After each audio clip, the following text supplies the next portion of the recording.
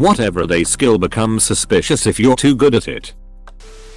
In my line of work, sales, there is a method called mirroring where you try to mimic the customer's tone and energy to be more relatable. I've spent many years trying to read people and am introverted as it gets. So I like to think I do this very well. With my fellow men being the easiest to read. Well, my employer noticed this and refers to it as an advanced sales tactic. They pulled me into a Zoom with other employees who suck at closing sales and had me try to teach it to them. Noticing cameras. I hate cameras. Noticing one makes me feel so uncomfortable even when I'm not doing anything wrong. It's like that feeling you get when driving past a cop car. A friend of mine does that. He can point out any camera in public spaces. I install surveillance cameras professionally, so same. When I was in middle school I knew the locations of all the cameras around the school. So every time someone wanted to do something questionable they'd come to me first to know the places where they'd commit the aforementioned questionable acts without being caught by the cameras. Fabricating stories. I had a workmate that used to do that all the time while I was on the International Space Station. Edit. Thanks for the awards. I will display them proudly on my freezer with Walt Disney's body in it. In my case it got really out of hand.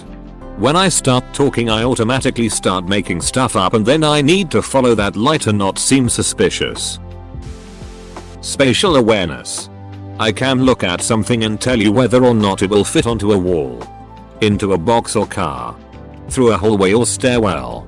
etc. I was at a shipping store a few months ago and a guy was in line behind me trying to figure out which size box to get for the box he was trying to fit into it. I pointed at a specific size and said, "That one. But only if you put your box in this side up." It slid in perfectly and he gave me the weirdest look.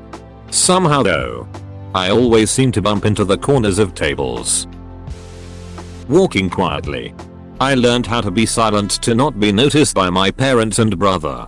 Because if they don't know you are there you can't be blamed for everything. Cleaning liquid spills. If Junior knocks over their glass or the cat gets too close and personal with the fish tank, most people just tend to throw a bathroom towel over it or get out the wet vac. Not super effective and tends to allow time for staining. Some salt, aerosolized carpet foam, and some paper towels will clean up anything like it was never there and in record speed. And all for the low price of making people uncomfortable as they imagine you as a mob cleaner. For extra points, using this method to clean blood out of carpets or off cheap porous tile equals people's faces are funny as fuck. Edit. Thanks for the awards. Consider my disposals at your disposal. But don't get used to it. I ain't running no charity here. Where was this blood cleaning advice when I needed it last month? Exclamation point. Oh, also, for blood never clean it up with warm water. Use cold water. With warm water the blood solidifies faster. Similar process to what happens when you boil an egg. Remembering someone else's schedule. My brain just soaks up information, okay? Question mark. I can't do anything about it and unlearn things. Especially something so easy as times and the things people do at those times. There was a restaurant in a hired hotel that had a casino. The waiter from that restaurant remembered our preference when we showed up with a friend 6 months later. You guys were either amazingly awesome restaurant patrons or a frickin' nightmare. I'm a former waitress bartender turned RN. The same happens with patients. Remembering things about people. I've lied about not knowing things to not seem like a creep. Dude, I do this all the time. I don't wanna seem like a creep either, I just have a good memory. This is sort of me with names. I'm generally very good at remembering names and would memorize names quickly in school. People are sometimes surprised when I call them by their name without ever having a conversation with them. I'll usually pretend I don't know their name until they give it to me. I once gave a coin that looked rare to a girl because I knew her boyfriend collected them. We never talked before and especially not after. I end up being really vague about the fact or tray.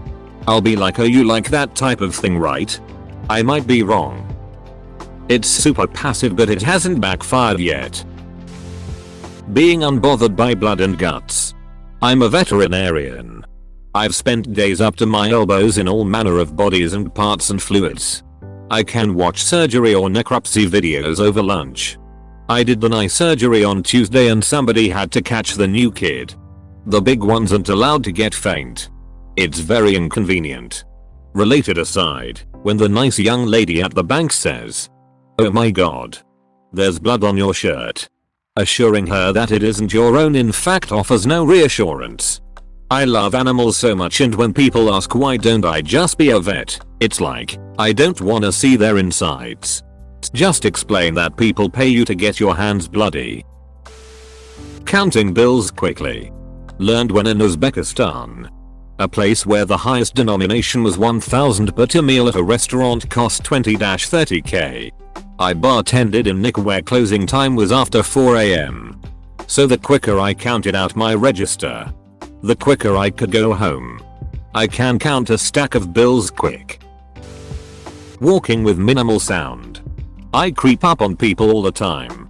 I don't mean to, but I make almost no sound when I walk. I do this, it's because I grew up in a creaky house. The most sinister thing I did was sneak out to meet my boyfriend.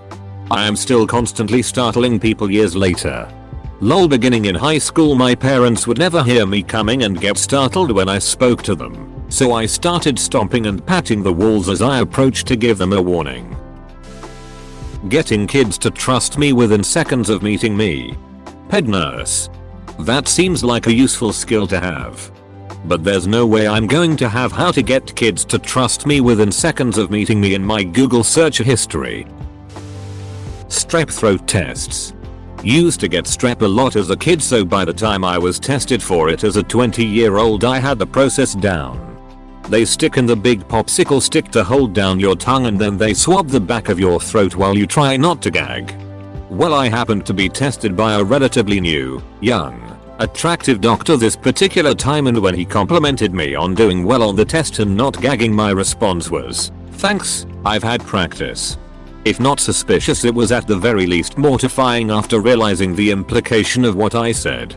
How, as a nurse who has performed these, any adult that could do a throat swab with zero gag, cough, or flinch always made me wonder. Being able to recognize pills. No, I'm not a drug dealer. I just work in a pharmacy and some of them are very recognizable. Pharmacists are just licensed drug dealers. Haha, same. A doctor I worked with said something about the little blue pill and I'm like, which one? I can't think of 4 off the top of my head. I have a friend who could memorize numbers, plates of vehicles. He'd then be able to recall it after months in totally random conversations. Edit. Never thought this would blow up like this. Many people asked how we'd know he wasn't bluffing. Here is the thing, I know this guy from college. You can imagine how all of us would have gone to lengths to verify such things. Also, it works out to be useful in many situations and he'd buy somewhat of a personal Google for a few of us. Like, hey, I can't seem to remember this guy's number. Do you remember? I will remember your car and every detail about it before I can remember your name.